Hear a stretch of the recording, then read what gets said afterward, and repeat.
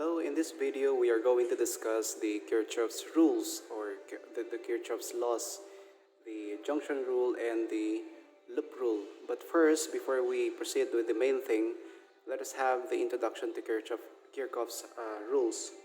This introduction will be very important when you deal with the sample problems later on. Okay, so the first thing that we need to discuss is the concept of the current flow. So when we say current flow, it's the flow of charges in a certain circuit.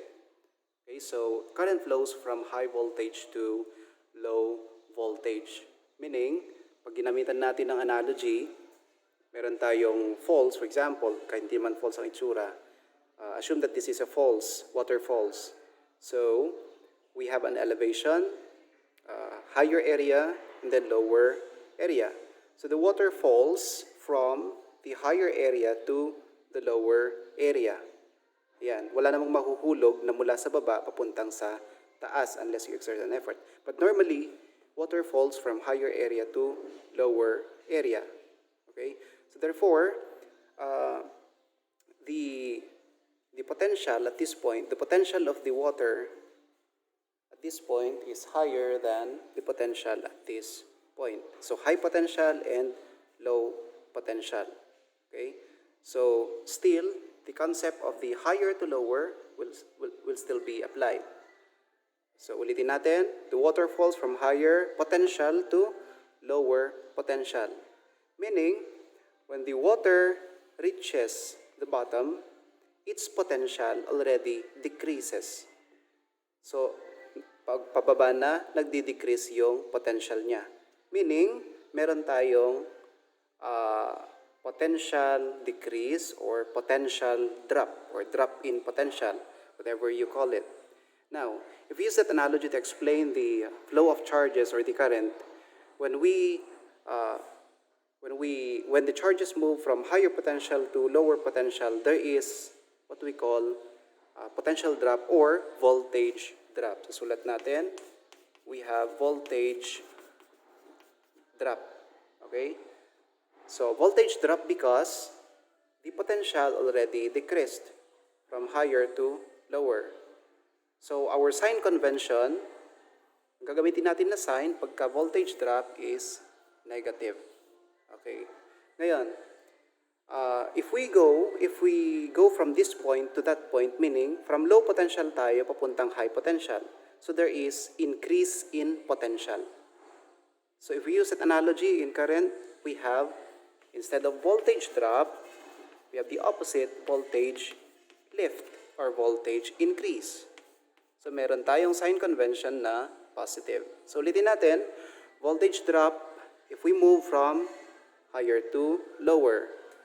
Voltage lift, if we move from lower to higher. Okay. Now, suppose we have a resistor here.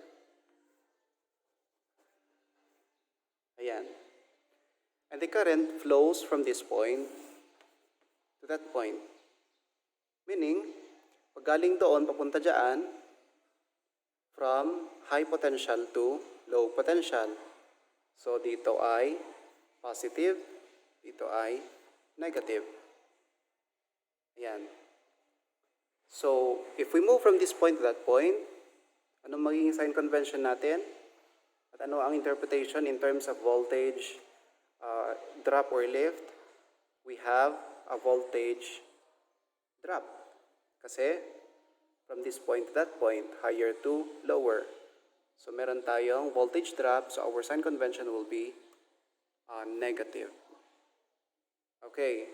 Now, what if that is the current, flow of the current, and we move from this point to that point. So, from negative to positive. If that is the case, let us redraw that. Positive to negative. Flow of current, we move from this point to that point, we have the voltage lift. Okay, so lift tayo. Tumataas yung potential. Against the flow of current, tumataas yung potential. So we have a sign convention of positive. Okay, another thing that I would like to discuss is when you will be dealing with the circuit later on, and you meet this one. Ayan. This is designed for the voltage source. Of course, this one is the negative, this one is the positive. Okay, if you move from this point to that point, will that be a voltage lift or voltage drop? Okay, so when we move from positive to negative, the convention will be, sign convention will be positive. There is a voltage gain or voltage lift. If we take the opposite, from positive to negative, we have voltage drop.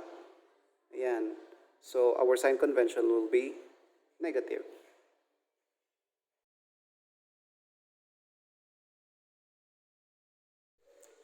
Ang next na pag-uusapan natin ay yung Kirchhoff's rules. Remember, may dalawa tayong Kirchhoff's rules, yung junction rule at saka yung loop rule. So first natin na i-discuss ay yung junction rule. Okay, so junction, define muna natin kung ano ang junction. Junction ay kung saan nagme-meet yung tatlo or mas madami pa na pathways ng circuit or circuit pathways. So let's have the following example.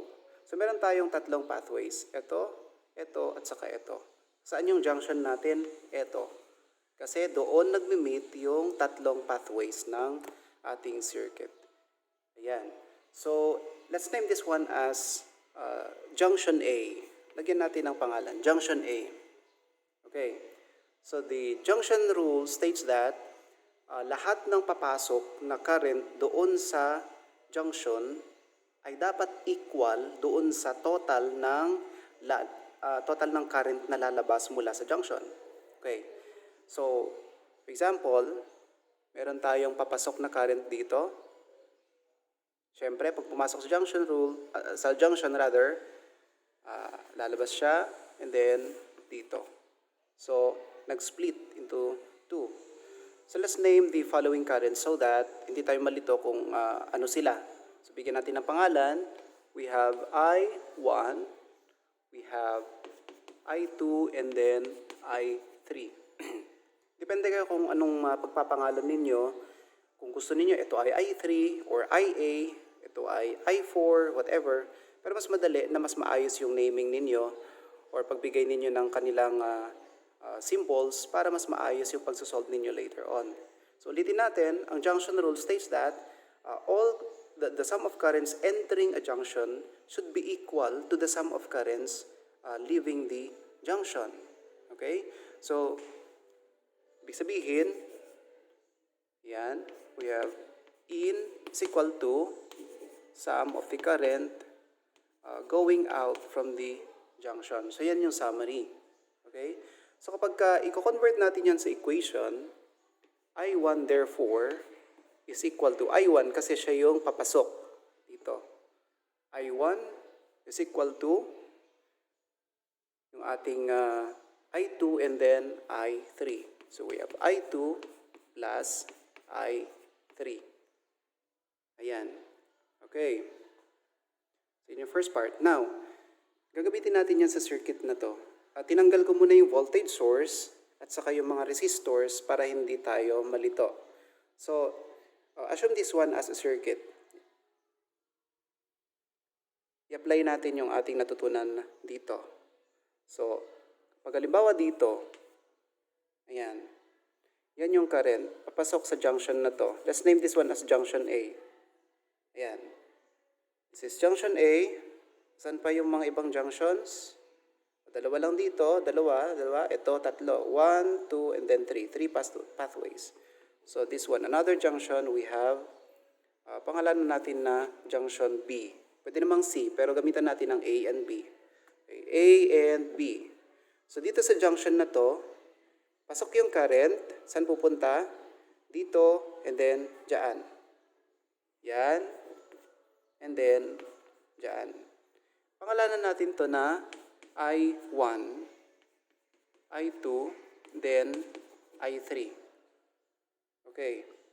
So, ang magiging equation niya ay I1 is equal to I2 plus I3. Ngayon, pag tinuloy natin to, ito syempre, dire-diretso yan. Punta dito. Still, this is I3. This is I3. This is I3. Itong I2 na to, diretso sa may junction. Ayan, so, dito sa junction na to, sa junction B, meron tayong papasok na I3 and then I2. So, ano ngayon yan? Ano to? Anong current to? Titingin tayo sa baba. Ayan. O, di ba? So, ito siya. I1 siya. Meaning, I2, I3, pasok sa junction, lalabas as I1. Para babalik naman dito, papasok sa junction, I3, then I2, pasok na naman siya, then lalabas ulit. We have a circuit, a working circuit. Therefore, this is I1, this is I1. So, ulitin natin. Pag ang ating frame of reference ay junction A, I1 is equal to I2 plus I3. That's the junction rule.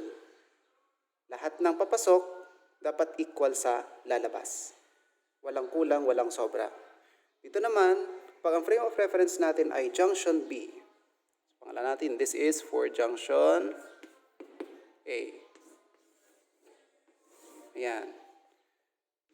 Frame of reference is junction B. Ayan. This is I2 plus I3.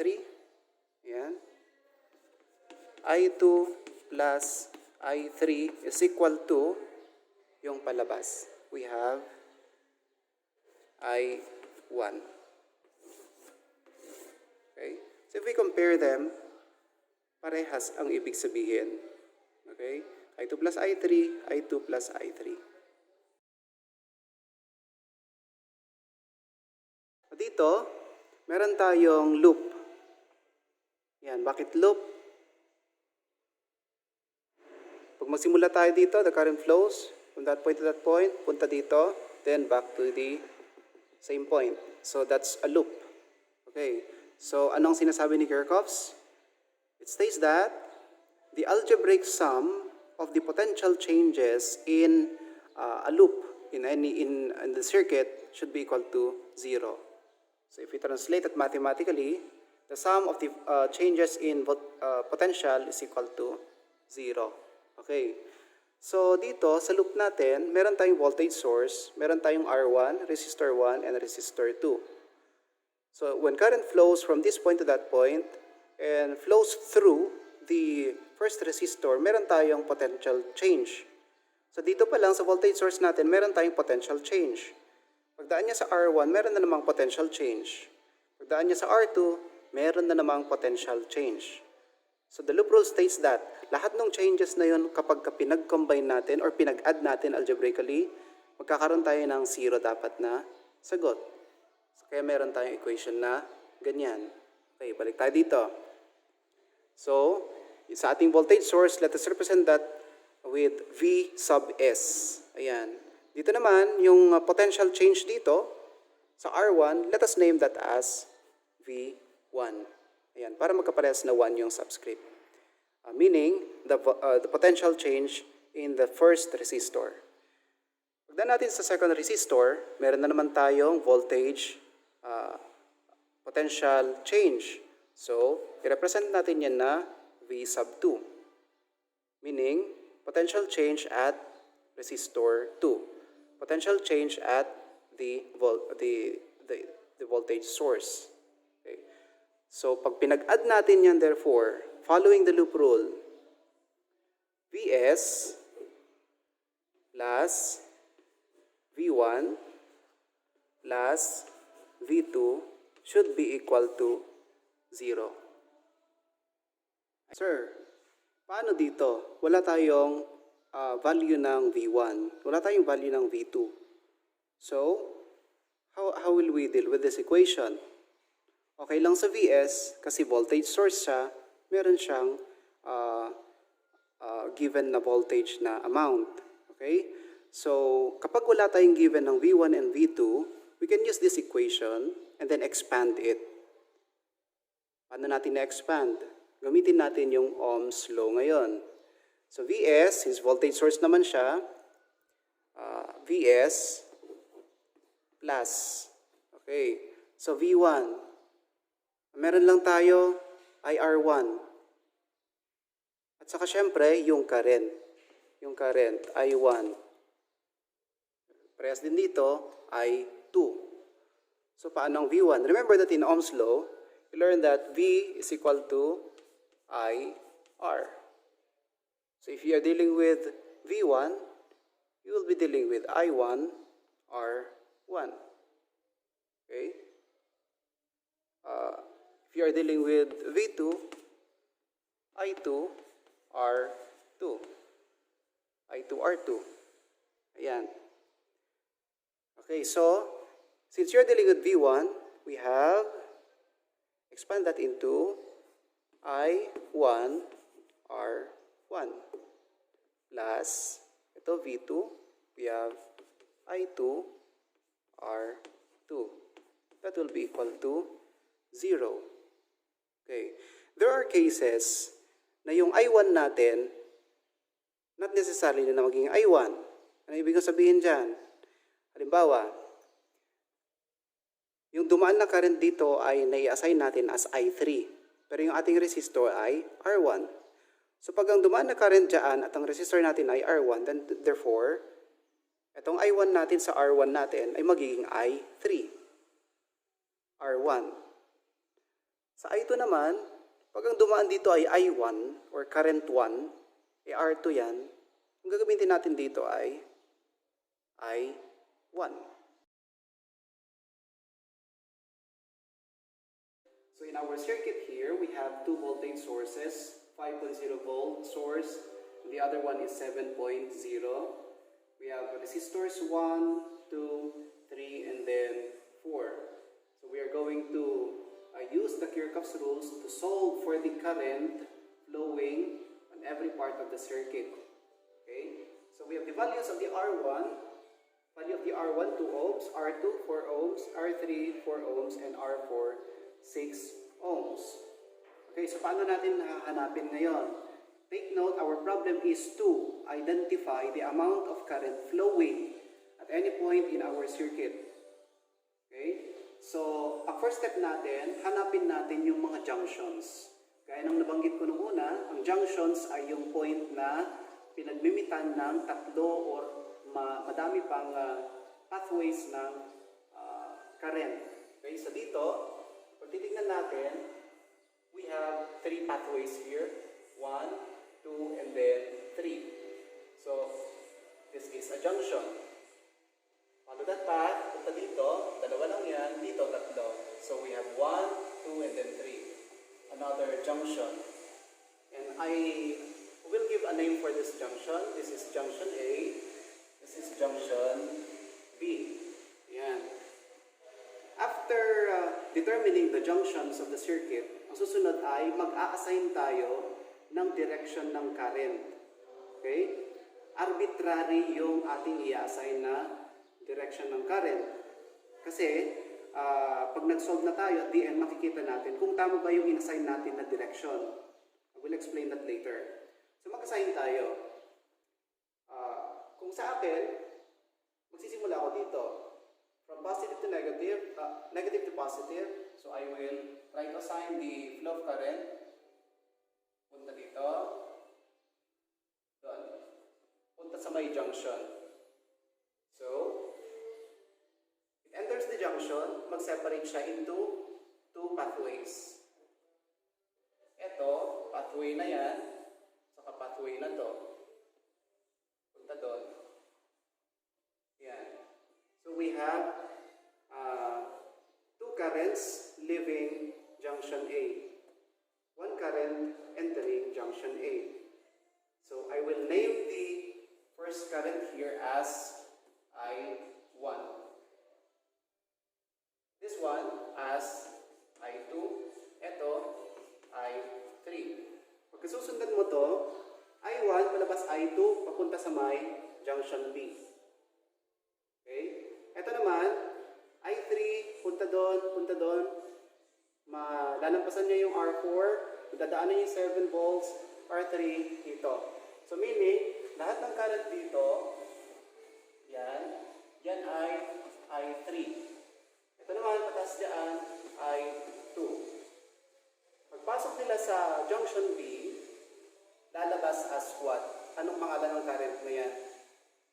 So pagbabalikan natin dito, yung flow is, that one, I1 siya. So meaning, galing siya dito. This is still I1. Okay. I hope that's clear.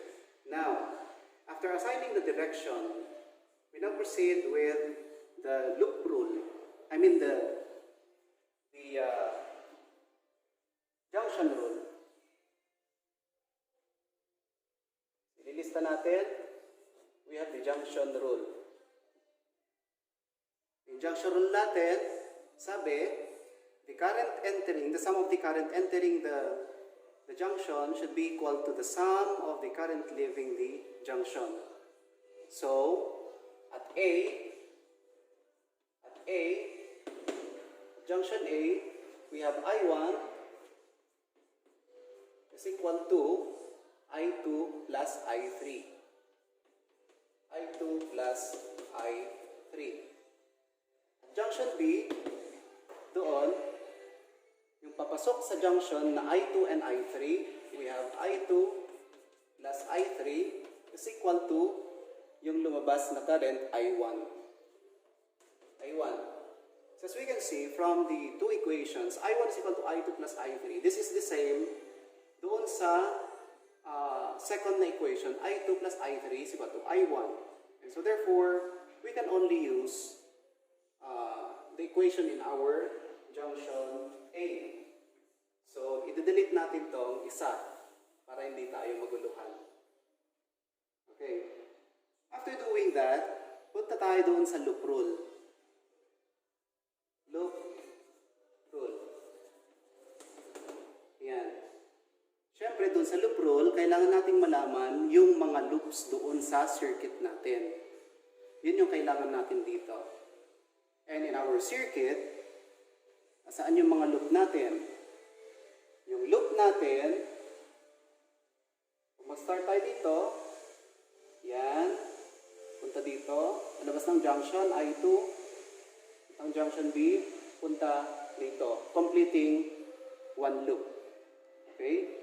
So, another loop, pag galing ka dito, punta doon, daan dyan, yan, then pabalik dito. That's another loop. Pwede din, isang loop pa, start ka dito, yan, saka dyan. Okay. Pero, para padaliin natin, okay na yung loop na ito, at saka yung loop na dito. Okay. So, our direction will be ganyan. Okay. So, loop 1 yan. Ito naman, yan, we have loop 2. Ibig sabihin nito yung direction ng loop natin. Yan, direction na susundan ng loop natin. Pwede din naman pabaliktad yan, pwede. Pero sa example natin, itong direction na to. Okay. So, let's proceed with our loop rule. So, we need loop 1 and loop 2. So, we'll use the statement of loop rule which states that the algebraic sum of the potential changes at any point in the circuit should be equal to the should be equal to 0, rather. So, lahat ng potential changes should be equal to 0. So, ilista natin, loop 1. Ito naman sa kabila, loop 2. So, ito yung format ko. Pwede naman dito, loop 2. Loop 1 then loop 2. Pero, yung sa format ko, loop 1 and then loop 2. Okay, so sa loop 1, punta tayo dito. Ito yung loop 1 natin. Starting from 5.0, you may start at 5.0 and then R1, punta dito sa junction, R2, and then pabalik. Pwede ka tayong magsimula dito. Or pwede kang magsimula dyan. Okay? Pero dito sa ating example, simulan natin dun sa may voltage source natin. Remember that in the loop rule, we add algebraically the voltage changes. Okay? So simulan natin kay 5.0 volts. Ano yung magiging sign niya? Kasi algebra tayo eh. So remember that when we go from negative to positive, that is voltage lift. So voltage lift siya, so positive 5.0. Record natin siya as 5.0 volts. Ayan. Ano yung operation natin? Depende doon sa sign ng next na voltage change. So dadaan dito, R1, ano ang voltage change daan?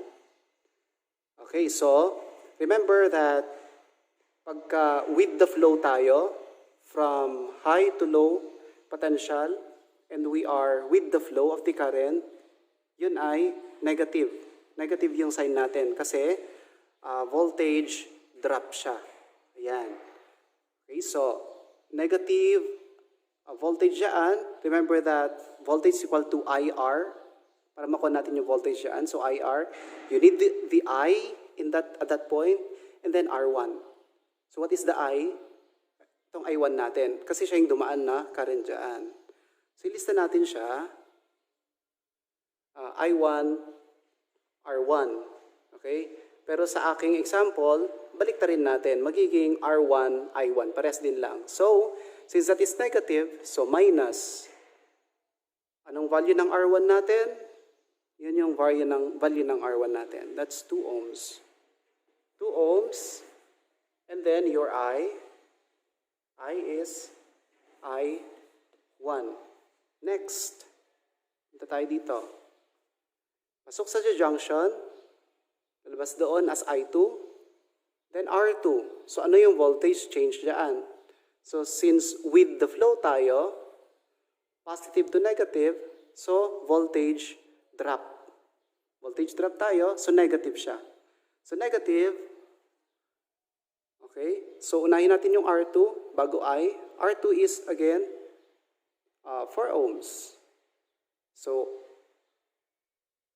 voltage drop, 4 ohms. Ano yung I niya doon? We have I2. Okay, so I2. Ayan, para tayong mga vlogger, no? Okay, so pagkatapos nun, tuloy natin sa loop.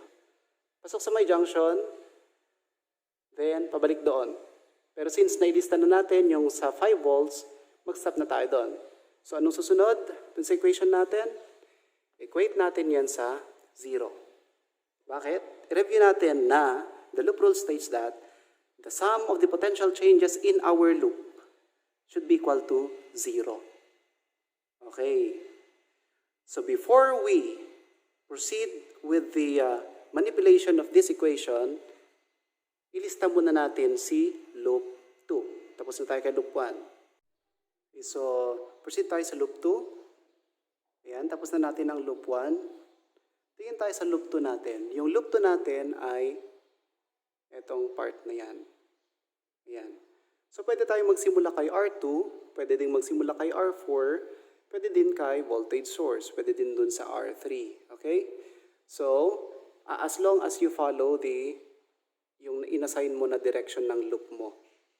So, mamaya, pagka nilista na natin yung voltage changes, be careful in dealing with the direction of the currents also. So, in our example, magsimula tayo doon sa voltage source. Okay? So, pag sinimulan natin dito, titignan natin kung asaan yung positive and then the negative. Okay? So, since pag ganyan tayo, pag nag-start tayo dyan, pag ganyan, ayan. So, positive to negative. So, that is voltage drop. So, voltage drop tayo, meaning yung ating sign ng 7.0 volts ay negative. So, ililista natin siya as negative.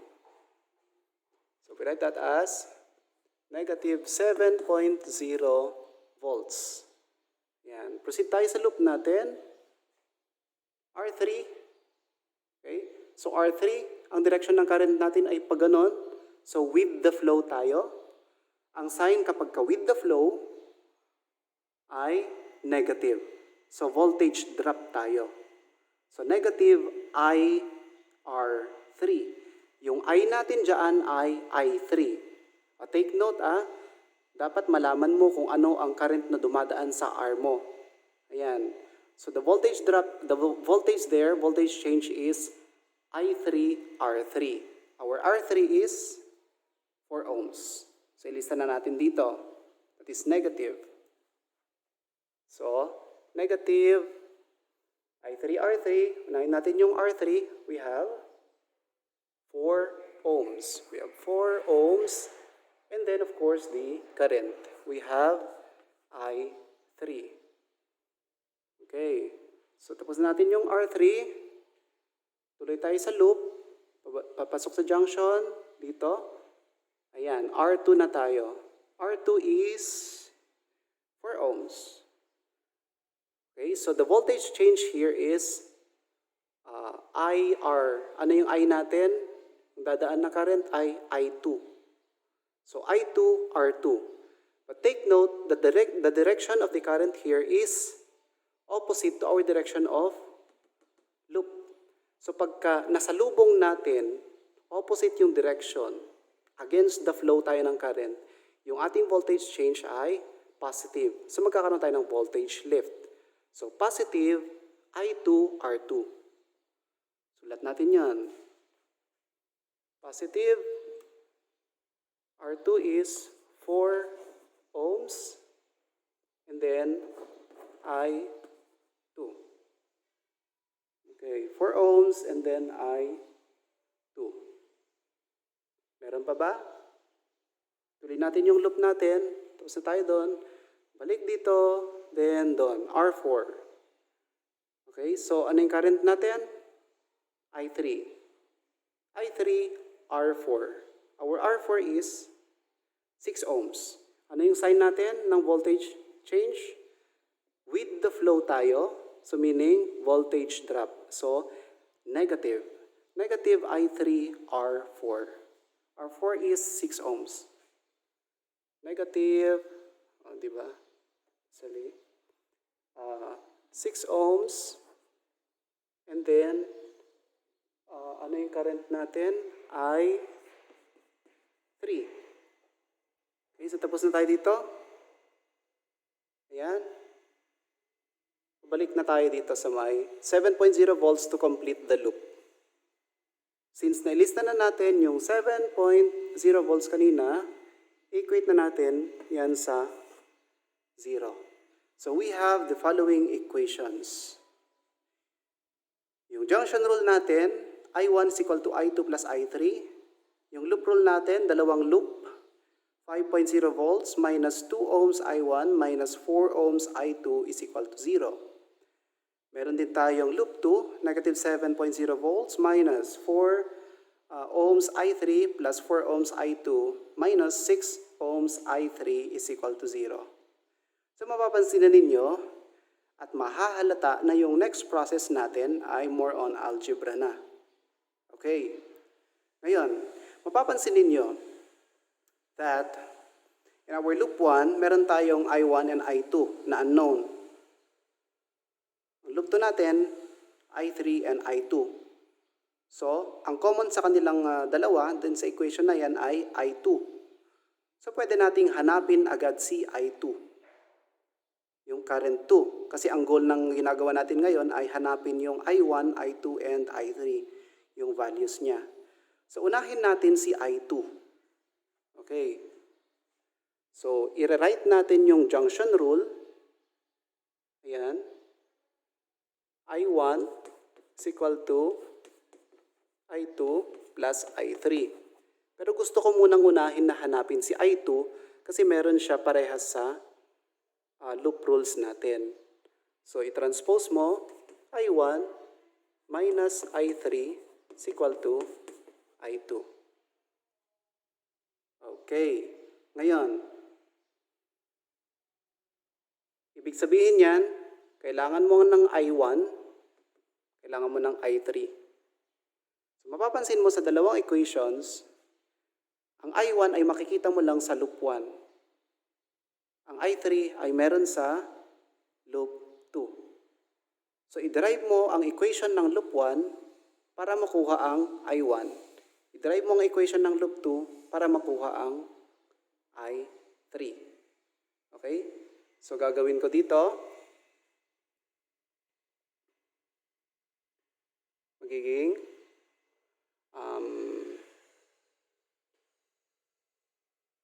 hinahanap natin ay I1.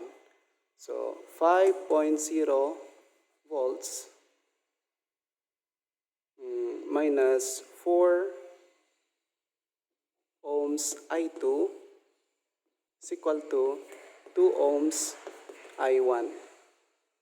Ayan. Divide both sides by 2 ohms. Divide both sides by 2 ohms. Simplify, cancel. 5.0 volts divided by 2. Volt all over ohm. That's voltage all over resistance. That is equal to I. Therefore, ang unit na lalabas dyan ay ampere. Volt all over ohm. So, 2.5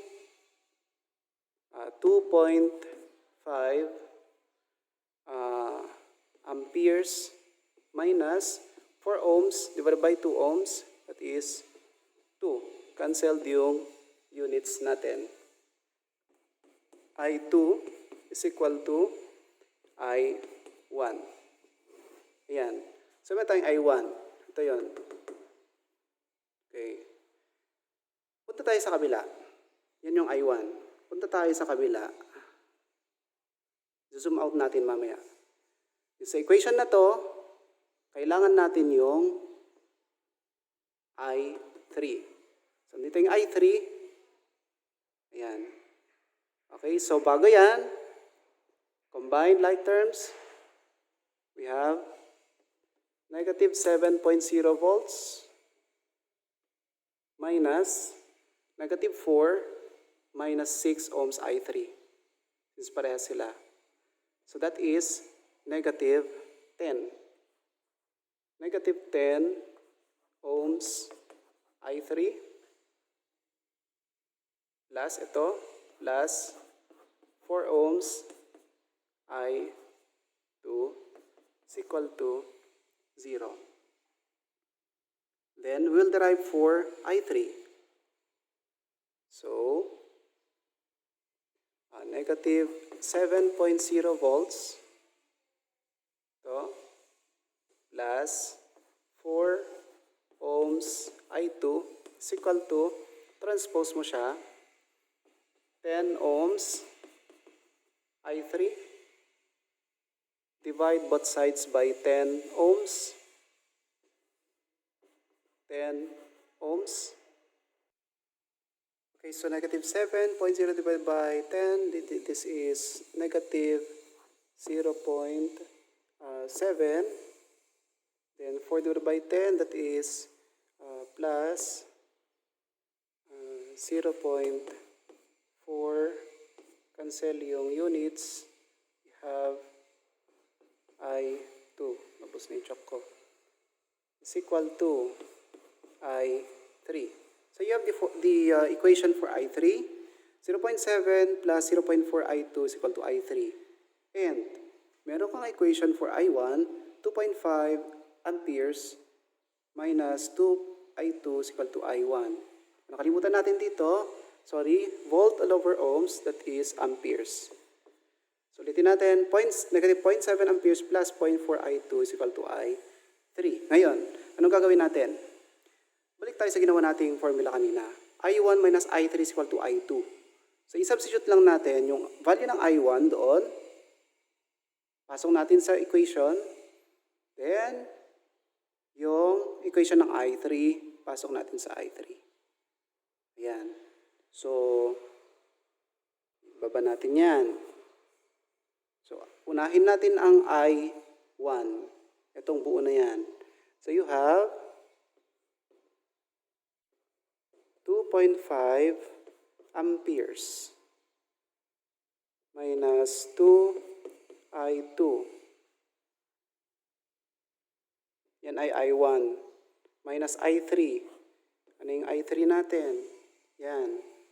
So, negative 0.7 amperes plus 0.4 I2. Okay? So, ano yan? Equals I2. Ayan na siya. Okay, palit muna tayo ng chalk. Ayan, so napalitan natin yung chalk, ganito na lang. Okay, so from that, I1 minus I3 is equal to I2. Substitute natin yung I1. 2.5 amperes minus 2 I2 minus yung I3 natin, yon 0.7 amperes plus 0.4 I2 is equal to I2. Ngayon, pwede nating simplify. So, 2.5 amperes minus 2 I2, negative times negative, that is positive, 0.7 amperes, negative times positive, minus 0.4 I2. Sabi ko sa inyo, algebra yung the rest. So, combine like terms, amperes, then amperes, I2, then I2. So, 2.5 plus 0.7, ano yan? We have 3.2. 3.2 amperes minus negative 2I2 minus 0.4. So, magiging negative 2.4 I2. That's equal to I2. I2 and then I2. Transpose natin. So, 3.2 amperes is equal to I2 plus 2.4 I2. Yan. So, 3.2 amperes is equal to I2. This is 1 plus 2.4. We have 3.4. 3.4 I2. Divide both sides by 3.4 by 3.4. Yan, cancel. Ilan yan? Gamit ako ng calculator. 3.2 divided by 3.4. Anong sagot? We have 0.94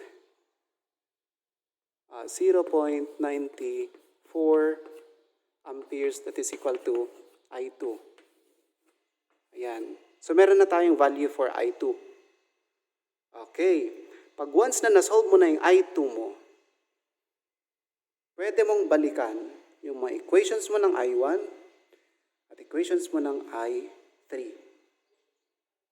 Saan yung mahaba lang ang calculation? Sa may I2 lang. Okay? So, dalhin mo yung value ng I2, substitute mo sa doon. Meron kang I1.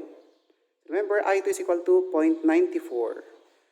Substitute natin, we have 2.5 amperes minus 2, then 0.94 is equal to I1. That will be equal to, solve nyo. Okay, so anong sagot? I1 will be equal to 0.62 amperes. That is equal to I1. I-box mo na para makita mo na agad na final answer. Okay.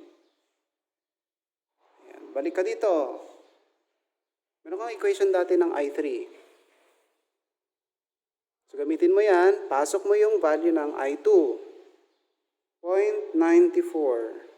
So, dito. So, i-rewrite natin dito para hindi magulo. 0.7 amperes plus 0.4 I2 is equal to I3. Okay, and then, substitute the values plus 0.4.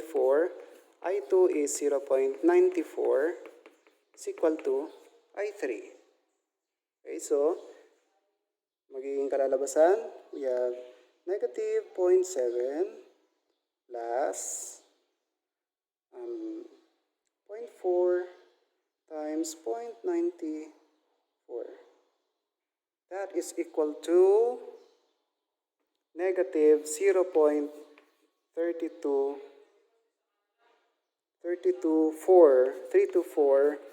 amperes. This is equal to I3. Box mo na yan. We have your final answer. 0.324 amperes. Okay. So, anong I1 mo? I1 is 0.62 amperes. I2, 0.94. Kita pa yung coke doon. I3 mo is negative 324 amperes. Ano ngayon ang ibig sabihin ng may negative? So pag may negative siya, ibig sabihin, yung na-assign mo na direction ng current ng I3 ay opposite nung totoo talaga. So pag bumalik tayo sa I3, saan yung I3? Ito, I3, negative yung sign ng value natin. So, ang actual na direction dapat ay pabaliktad. Yan. Kaya sinabi natin na the assignment of the direction of the current is arbitrary. Ayan. So, matcha-check natin after getting the final answers. Okay. So, sir, pwede bang anong maging epekto ng pagiging negative niya? So, wala. Kung negative siya, ibig lang sabihin nun ay baliktad doon sa inassign mo na values. Pero, pag negative na yung sagot mo dito, kailangan mo siya as negative kasi pag nag-checking ka na. Ano yung checking na yon? Okay, so yung checking na yon, sabi mo nung una, I1 is equal to I2 plus I3. I1 is equal to 0.62 amperes. I2 is equal to 0.94 amperes. Ito yung mga nakuha mo na sagot.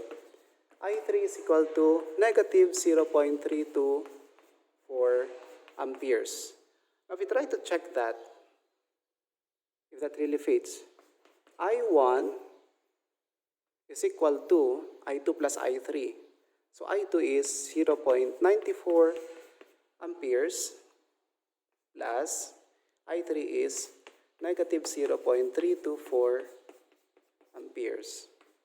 That should be equal to what? 0.62 amperes. You try to check that.